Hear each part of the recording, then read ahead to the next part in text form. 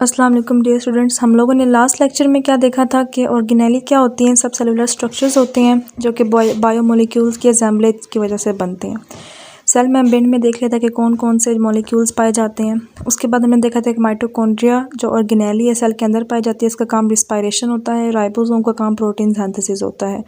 और ऑर्गेनेली मिलकर काम करती हैं तो वो सेल का एक पूरा काम बन जाता है, मीन्स कि वो सेल का फंक्शन बन जाता है सारी ऑर्गेनेलीज।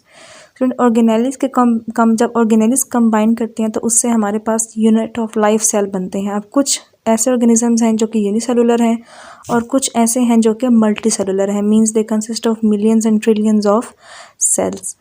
और इस बेस पर हमने जो है वो क्लासिफिकेशन की है। जब सेल्स कंबाइन करते हैं मल्टी सेलुलर ऑर्गेनिजम्स के अंदर तो वो क्या बनाते हैं, टिश्यूज़ बनाते हैं। याद रखना है, similar sales performing similar function they form tissue. Plant के टिश्यूज़ होते हैं कुछ, एपिडर्मल टिश्यू, ग्राउंड टिश्यू, और कुछ एनिमल्स के टिश्यू होते हैं नर्वस। अस्सलाम वालेकुम डियर स्टूडेंट्स। लास्ट लेक्चर में हमने पढ़ा था कि सेल्स मिलकर टिश्यूज़ बनाते हैं। अभी तक हम लोग जो है वो टिश्यू लेवल तक हम पढ़ चुके हैं। तो हमने लास्ट लेक्चर में टिश्यू पढ़ा था कि टिश्यूज़ बनते हैं। तो आप लोगों को पता होगा कि पिछला लेवल ही अगला लेवल को बनाता है। तो टिश्यूज़ जो हैं वो जब कंबाइन करते हैं तो उससे फिर क्या बनता है हमारे पास, ऑर्गन। ठीक है, तो हम कह सकते हैं कि organ is an assemblage of tissues. तो स्टूडेंट्स याद रखना है कि ये वाला जो होता है हमारे पास सिस्टम, ये भी किस में पाया जाता है, मल्टी सेलुलर ऑर्गेनिजम्स के अंदर। ठीक है, बट स्टूडेंट्स याद रखना है कि कौन से multicellular, higher multicellular, means के एनिमल्स और प्लांट्स हम क्या हैं, हायर मल्टी सेलुलर ऑर्गेनिजम्स हैं। इसमें क्या होता है कि more than one type of tissues, means different types of tissues जो है वो क्या करते हैं, कंबाइन करते हैं और उससे हमारे पास क्या बन जाता है, ऑर्गन। लेकिन उन टिश्यूज़, अब देखो डिफरेंट टिश्यूज़ हैं, ठीक है, डिफरेंट टिश्यूज़ हैं, याद रखना है, हैं डिफरेंट टिश्यूज़, ठीक है, बट उनका जो काम होगा, ठीक है, उनका जो फंक्शन होगा वो आपस में मिलता जुलता होगा। ठीक है, ये बात आपने याद रखनी है कि हैं डिफरेंट टिश्यूज़ बट उनका काम क्या है, उनका काम रिलेटेड है, आपस में मिलता जुलता काम होता है, उनका रिलेटेड फंक्शंस होते हैं। ठीक है स्टूडेंट्स, ऐसे इसका क्या मतलब है, तो पहले आपने तो ये बात याद रखनी है कि हायर मल्टीसेलुलर ऑर्गेनिजम्स के अंदर more than one type of tissues having related functions, फिर ये ऑर्गेनाइज करते हैं। जब टिश्यूज़ ऑर्गेनाइज करेंगे तो क्या बन जाएगा हमारे पास, ऑर्गन लेवल बन जाएगा। स्टूडेंट्स यहाँ पर डिफरेंट ऑर्गन जो है वो अपना स्पेसिफिक काम करेंगे जो उसको असाइन किया जाता है, और इस तरीके से जब टिश्यूज़ काम करते हैं तो टिश्यूज़ जो है, टिश्यू का काम, एक सारे टिश्यूज़ का काम मिलकर उस ऑर्गन का काम बन जाता है। स्टूडेंट्स हम एक मोस्ट कॉमन एग्जांपल ले लेते हैं यहाँ पर स्टमक की। स्टमक एक हमारे पास ऑर्गन है जो कि डाइजेस्टिव सिस्टम का एक पार्ट है, which is specialised for digestion and storing of food. Stomach जो है वो हमारे पास डाइजेशन करता है ख़ास तौर पर प्रोटीन्स की, क्योंकि यहाँ पर पेप्सिन रिलीज़ होता है। पेप्सिन एक ऐसा एंजाइम है that is used for the digestion of proteins. ठीक है स्टूडेंट्स, मैं आप लोगों को ये बता देती हूँ कि पेप्सिन एक ऐसा एंजाइम है और ये pH 2 पर काम करता है, that is specialised for the protein digestion. Students अब ये ऑर्गन है, ठीक है, स्टमक मैंने आप लोगों को एग्जांपल दी है ऑर्गन की। इसके अंदर अब डिफरेंट टिश्यूज़ कौन कौन से हैं। स्टूडेंट्स याद रखना है, स्टमक के अंदर अगर हम लोग डिफरेंट टिश्यूज़ देखें तो स्टमक के अंदर डिफरेंट टिश्यूज़ हमारे पास टू मेजर टिश्यूज़ हैं। सबसे पहला जो टिश्यू है वो हमारे पास है एपिथेलियल टिश्यू।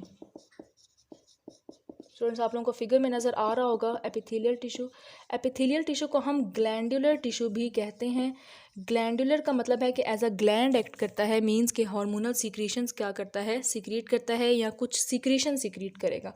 ग्लैंडुलर टिश्यू भी इसको कहते हैं, याद रखना है। तो अगर आपसे पूछा जाए कि which of the following is glandular tissue in stomach, और ऑप्शंस दे दी जाए एपिथेलियल टिश्यू, मस्कुलर टिश्यू या कोई भी और ऑप्शन दिए जाए, तो आपने बताना है कि ग्लैंडुलर टिश्यू कौन सा है, epithelial tissue is the glandular tissue.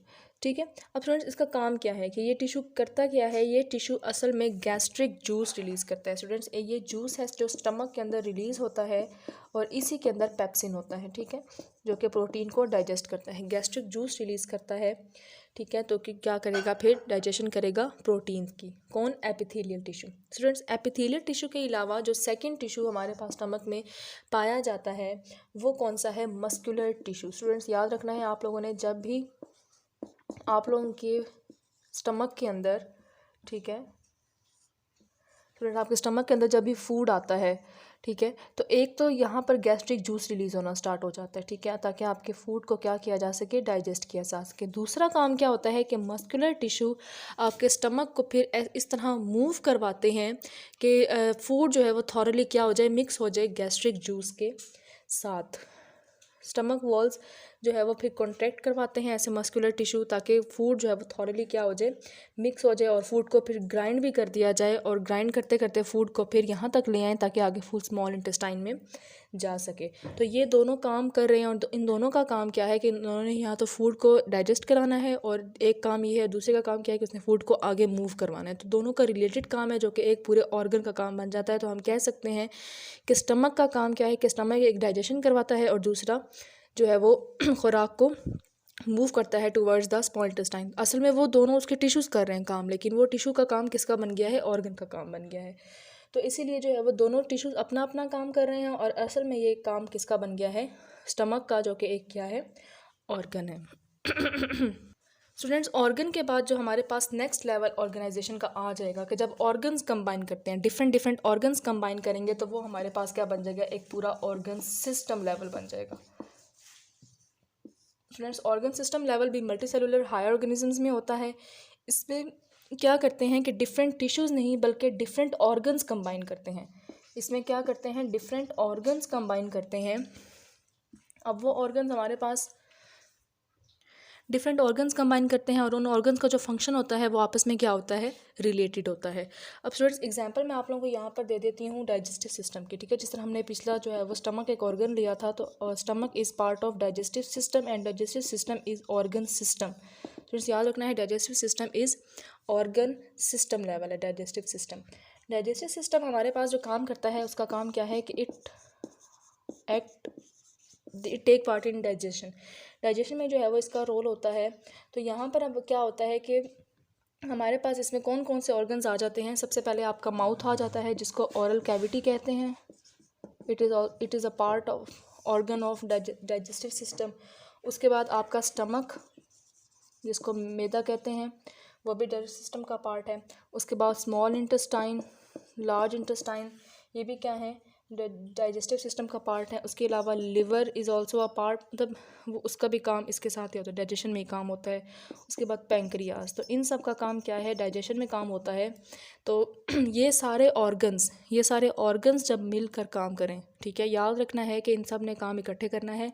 अगर हमारे डाइजेस्टिव सिस्टम में ओरल कैविटी का कोई प्रॉब्लम बन जाए तो कभी भी डाइजेशन कंप्लीट नहीं होगी। स्टमक का प्रॉब्लम बन जाए, डाइजेशन कंप्लीट नहीं होगी। स्मॉल इंटेस्टाइन, इस तरीके से किसी एक का भी प्रॉब्लम बन जाए तो डाइजेशन सही तरीके से नहीं होगी। इसका मतलब कि सारे ऑर्गन्स जब मिलकर काम करते हैं तो वो एक पूरे ऑर्गन सिस्टम का काम बन जाता है, विच इज़ डाइजेशन। इन सब ने क्या करना है, जो भी हम खुराक खाएंगे उसको डाइजेस्ट